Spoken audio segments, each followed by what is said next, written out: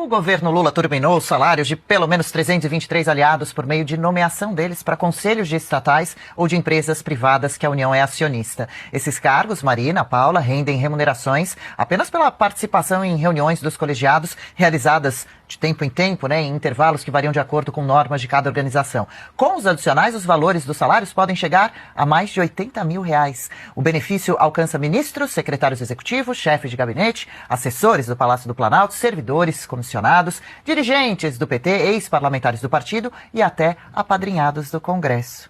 Tá bom? A única questão é se essa turma tem competência para isso, né? E claramente, quando a gente analisa esses nomes, não. Eu gosto de dar o exemplo da Aniele Franco, né? Que hoje é a ministra, que hoje é uma conselheira da Tupi. A Tupi é uma multinacional metalúrgica, lembrando que a ministra fez letras e já deu aula de inglês. Eu fico imaginando a sua competência para ter um dos cargos mais importantes dentro de uma multinacional de metalurgia. Então, esse é um ponto importante, Adriana. Eu trabalhei ali no Ministério exatamente na parte das estatais. E a gente ficou chocado ao descobrir que o governo tinha participação em mais de 600 empresas. Então não são só empresas públicas, são empresas privadas, como o caso da Tupi.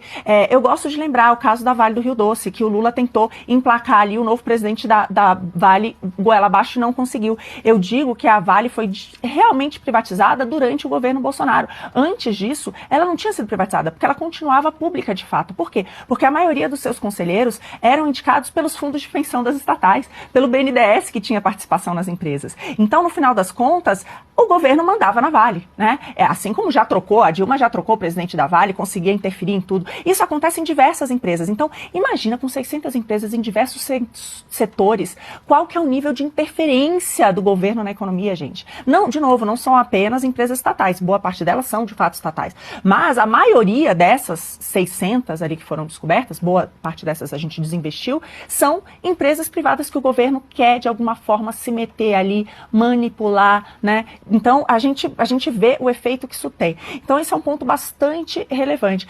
Lembrando que as pessoas também, às vezes, não se dão conta, mas ali, na época, o Ministério da Economia era o responsável pela nomeação dos cargos em estatais. Então, além de aglutinar 6 ministérios, os nomes dos principais dirigentes, todas as estatais, eram ali feitos pelo Ministério, né? Tanto as diretorias quanto os conselheiros. E isso era baseado em nomes técnicos competentes. Não é à toa que a gente saiu de um prejuízo de 30 bilhões no último ano do governo Dilma para 700 bilhões de lucros acumulados durante a gestão do Bolsonaro. Foi simples botar gente honesta e competente. E olha, gente, não vamos esquecer, tá? Essa turma praticamente quebrou a Petrobras, se transformou na empresa mais endividada do mundo. Quando a gente chegou ali no Ministério da Economia, a verdade é que as empresas, elas valiam